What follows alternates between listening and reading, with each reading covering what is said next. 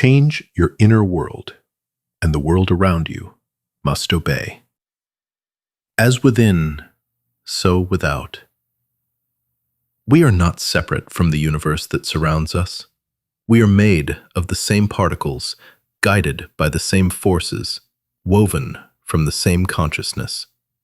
And every thought we think, every emotion we allow, ripples outward into the field that connects all things.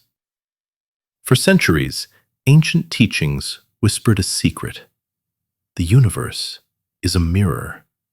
Our inner frequency becomes the blueprint the world reflects back to us. Today, science is catching up. Neuroscience, quantum physics, and heart field research are revealing a profound truth. Reality is not fixed. Reality is responsive. Reality is personal. We are not victims of circumstance. We are participants in creation. This audiobook is a remembrance and an activation. As we shift within, the universe must shift without, because the principle has always been true. As within, so without. Chapter 1. The Mirror Principle. The world you see is the world you are. There is a moment in every awakening where we realize life isn't just happening around us. Life is responding to us. We walk through the world believing we are observing reality, but in truth, we are projecting it. Every belief we hold, every expectation we carry, every emotion we suppress or express becomes a lens through which life reflects itself back. Not as punishment, not as a reward, but as information. The universe speaks in reflection. Consider this. Two people stand in the same storm. One sees chaos and fear. The other sees cleansing and renewal. The storm is the same. The interpretation is different. The reflection is personal. Our subconscious beliefs, formed by past experience, quietly script the world we perceive. If we expect rejection, we notice closed doors. If we expect support, we find helping hands. If we feel unworthy, abundance seems far away. If we feel safe and aligned, life rises to meet us. This is not magical thinking. This is cognitive science, emotional energetics, and quantum observation converging. We don't see the world as it is. We see the world as we are.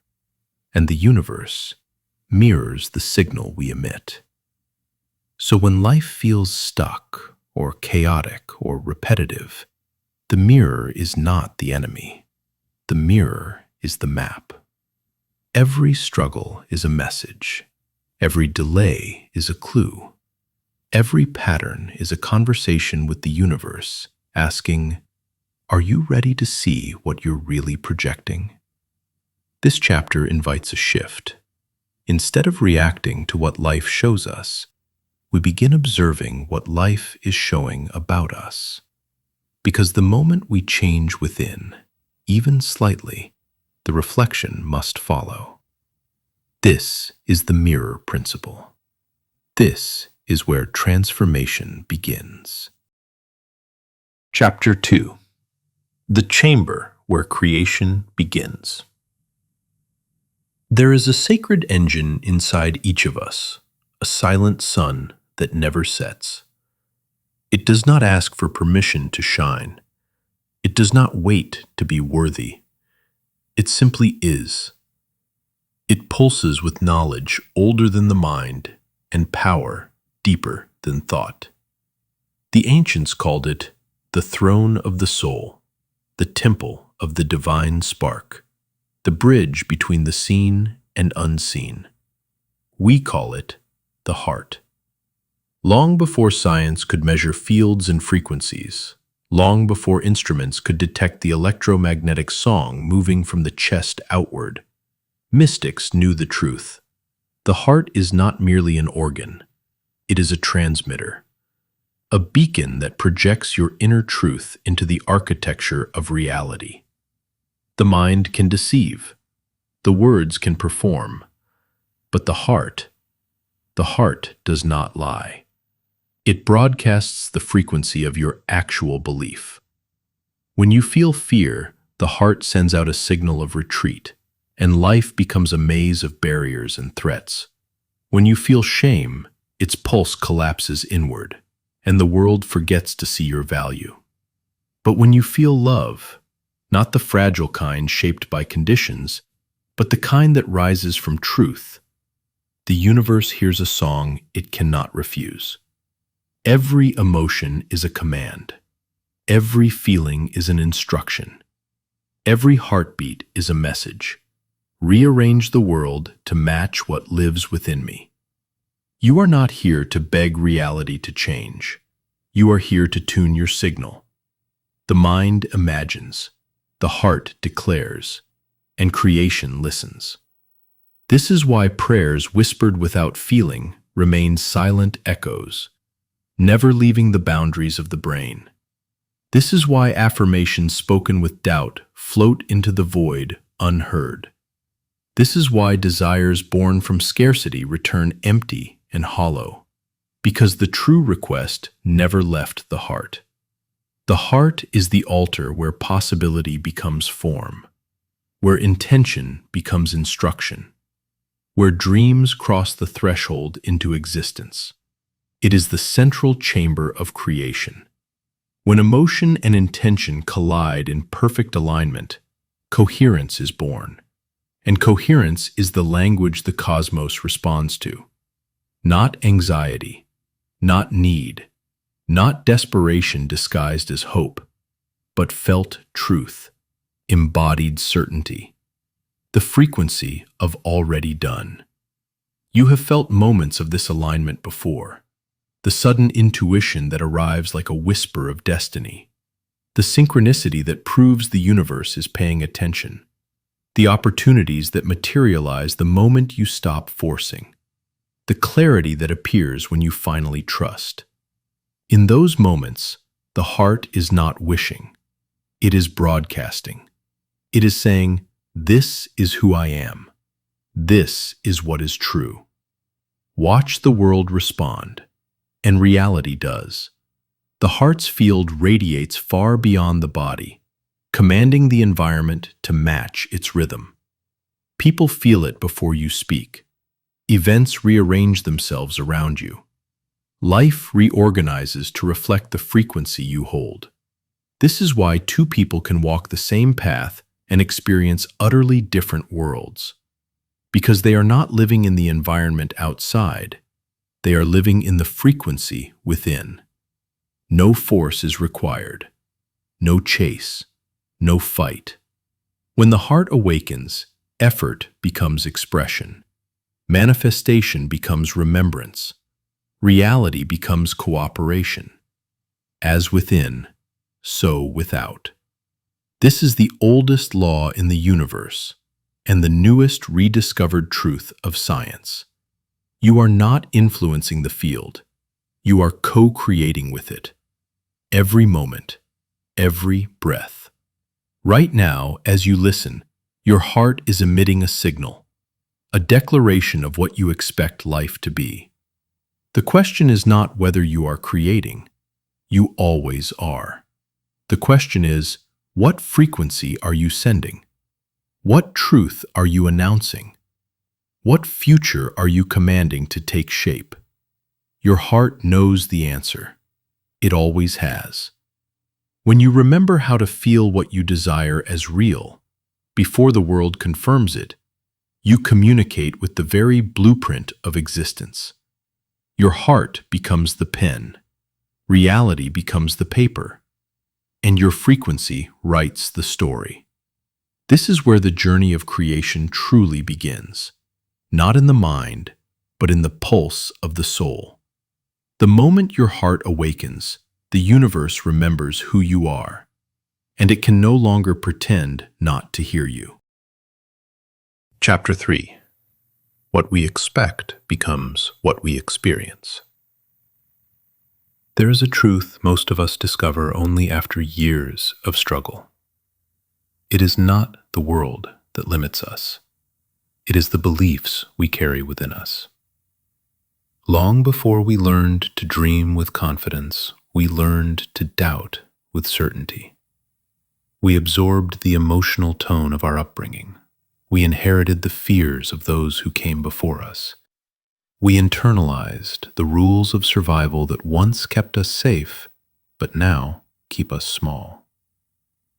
These subconscious programs appear harmless, familiar, invisible, but they quietly instruct reality how to treat us. The beliefs we don't know we have. Inside each of us lives a blueprint, the sum of stories we have accepted as truth. Money is hard to earn. Love always leaves. Success is for other people. Good things don't last. I am not enough.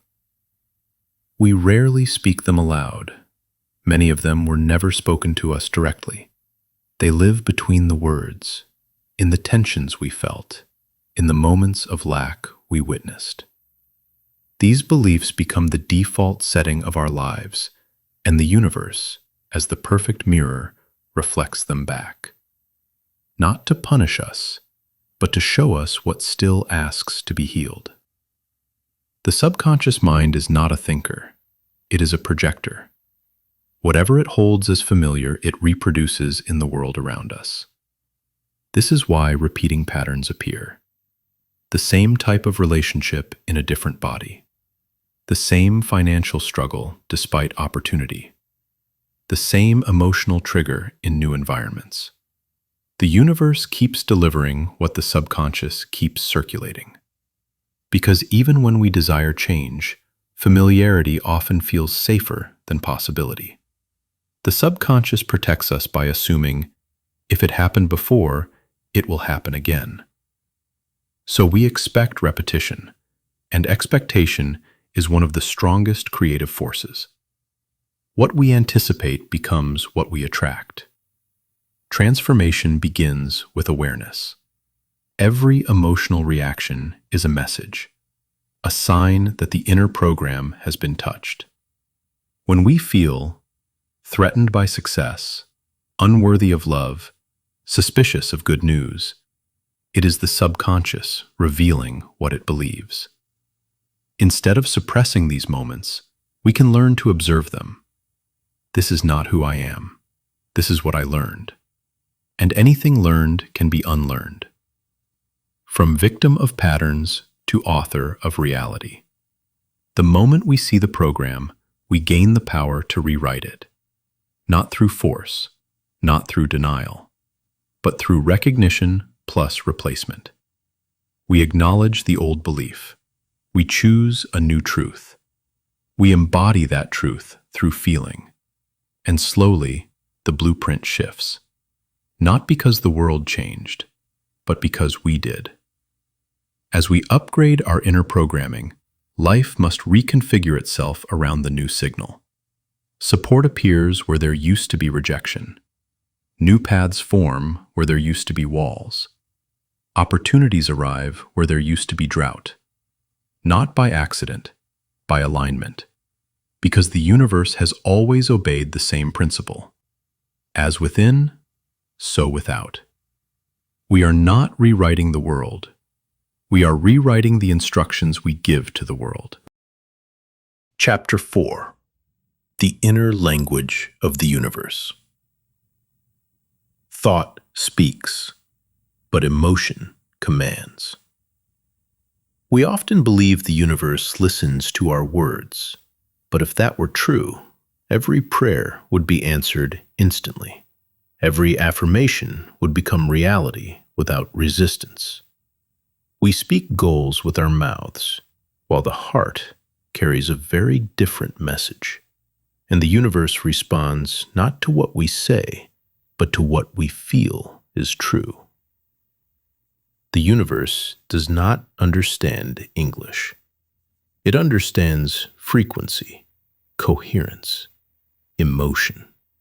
Words are surface level.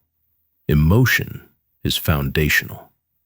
A person can say, "I am abundant," with a heart vibrating scarcity. The signal sent into the field is not abundance. It is lack, asking for resolution. This is why desires born from fear tend to return fear, why longing without belief reinforces distance, why wishing for something can emphasize its absence. The universe hears our felt truth. The formula of creation. The ancients always taught, thought chooses the destination, emotion fuels the journey, belief opens the door. When these three align, reality becomes obedient. But if one contradicts the others, the signal becomes scrambled. We must feel the future as if it has already happened. We must embody the result before it arrives. We must broadcast certainty instead of desperation. Then the universe receives a clear instruction, feeling as if it is done. This is not pretending. It is remembering the possibility that already exists in the quantum field.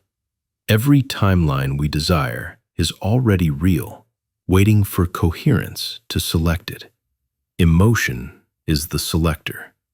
Gratitude for what has not yet arrived is the most powerful signal of all, because gratitude says, "It is already mine," and the universe agrees.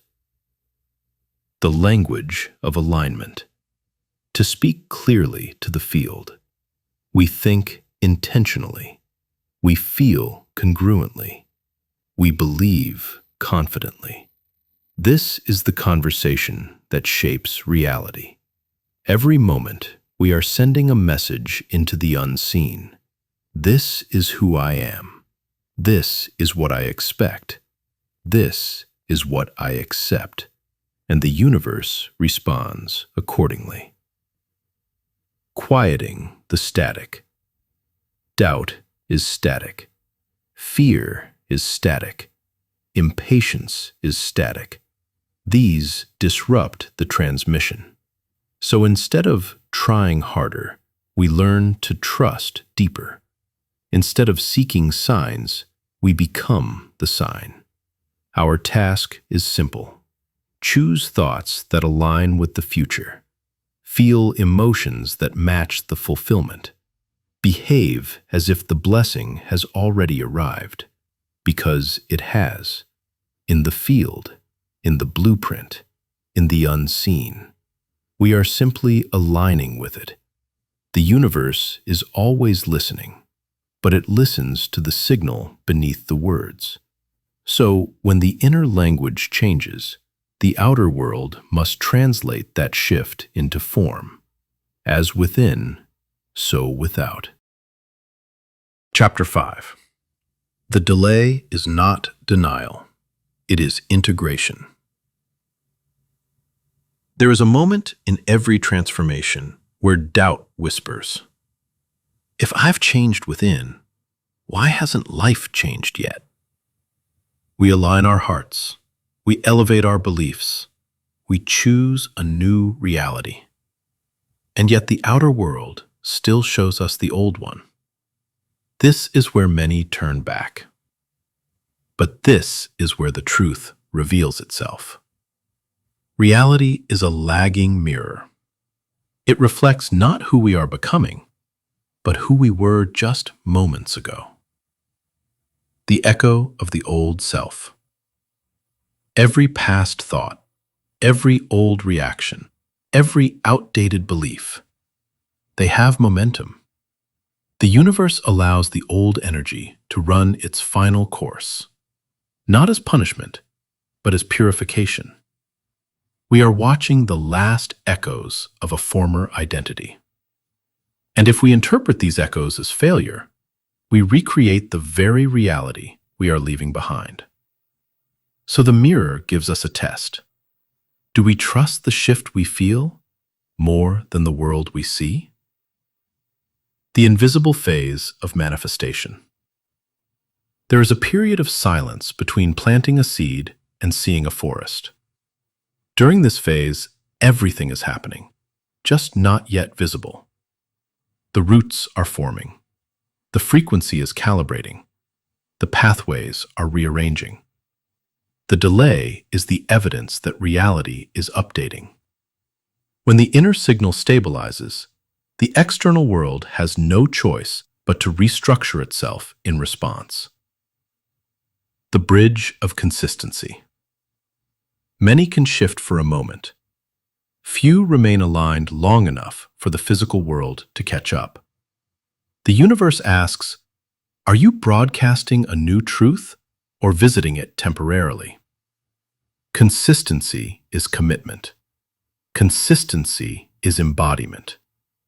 When we hold the frequency even when reality disagrees, that is creation at its highest level. Because faith is not needed once the result arrives. Faith is the currency that brings it into form. Signs you're closer than you think. Before a quantum leap, you will often see the old patterns intensify. Doors close abruptly. Certain people fall away. Identity feels unstable. A sense of something is coming grows stronger. These are not setbacks. They are alignments. The universe is clearing everything that cannot exist in your new reality. Chaos before coherence. Dismantling before rebuilding. Transition before transformation. The real test. Can we celebrate the unseen?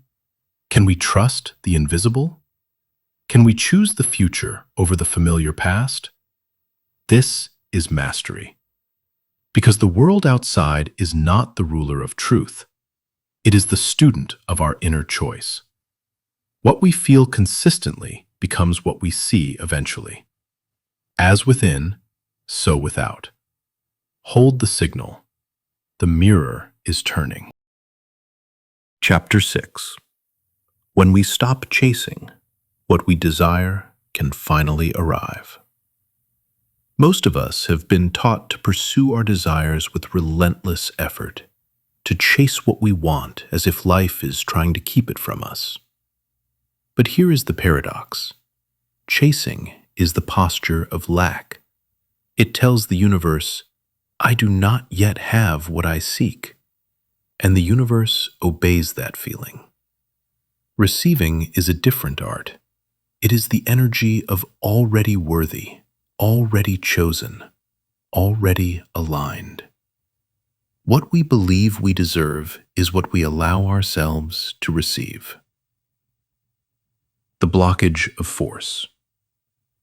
When we try to control the outcome, when we attach to how and when it must arrive, we create tension in the field.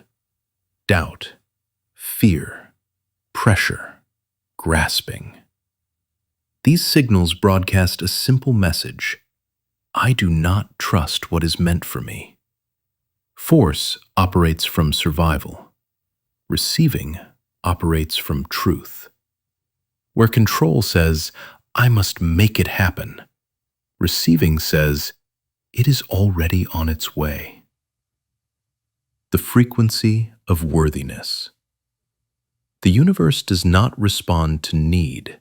It responds to identity.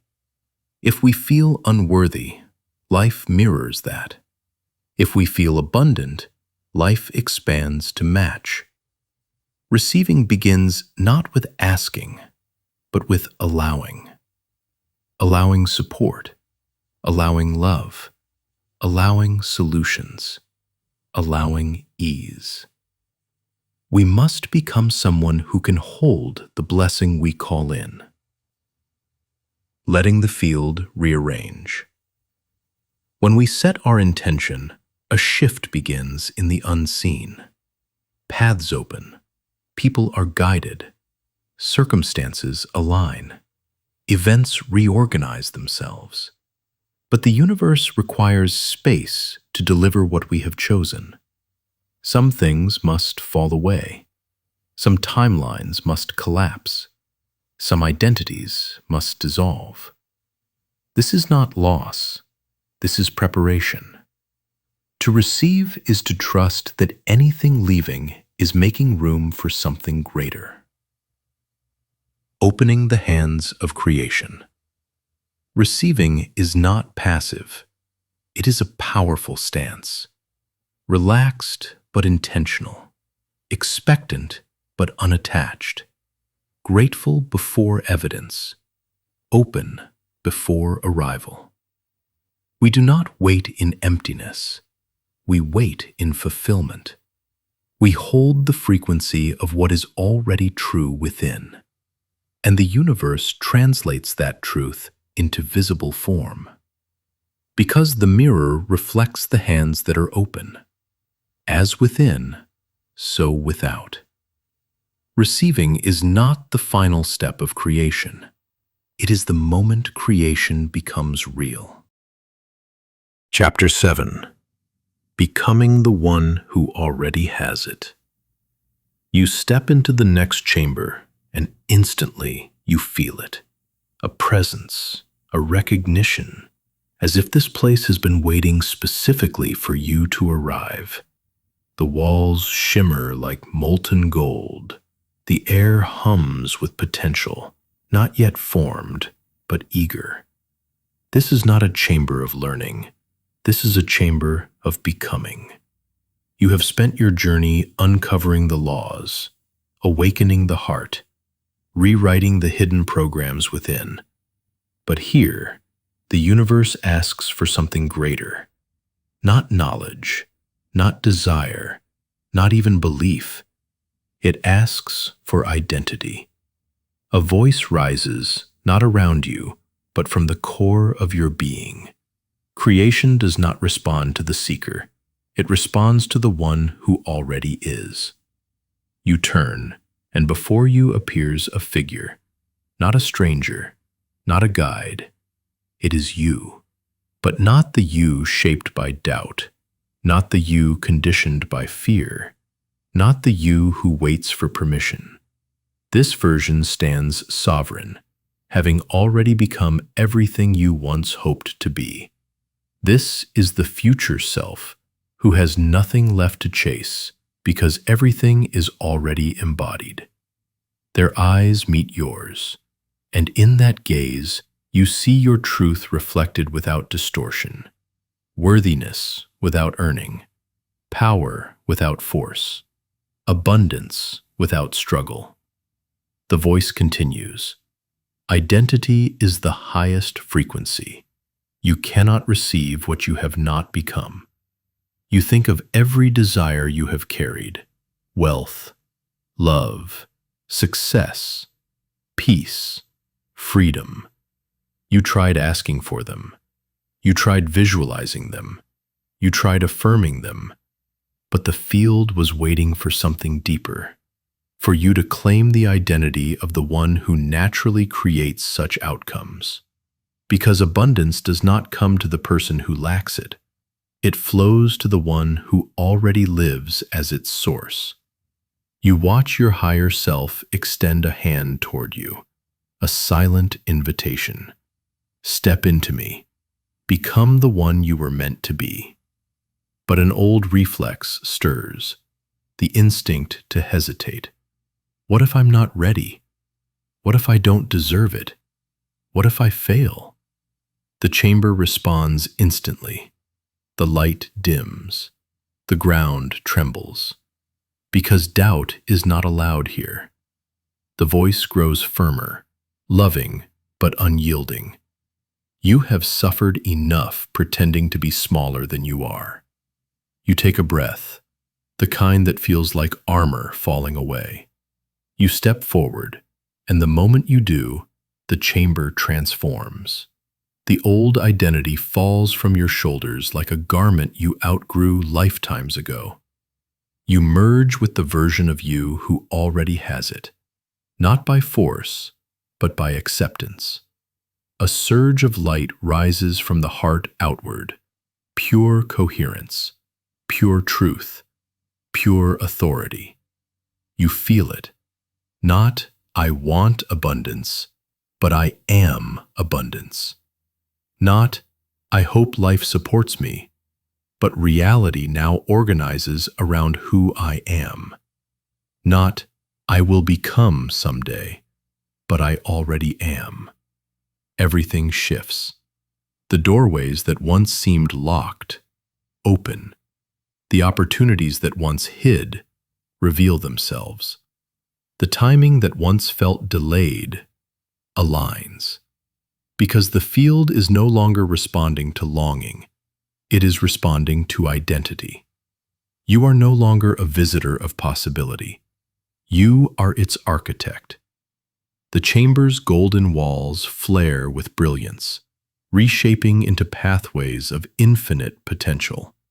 Your future self, now fully within you, whispers the final truth. It is done the moment you become the one for whom it is done. You stand taller. Your heart radiates wider. Your frequency declares louder. No begging, no waiting, no proving, just being. This is alchemy, turning desire into embodiment, turning hope into knowing, turning the dreamer into the source of the dream. With this step, you become unstoppable, not because you force anything, but because you finally remembered who you truly are. Your journey continues. Chapter 8. The Cosmic Awakening.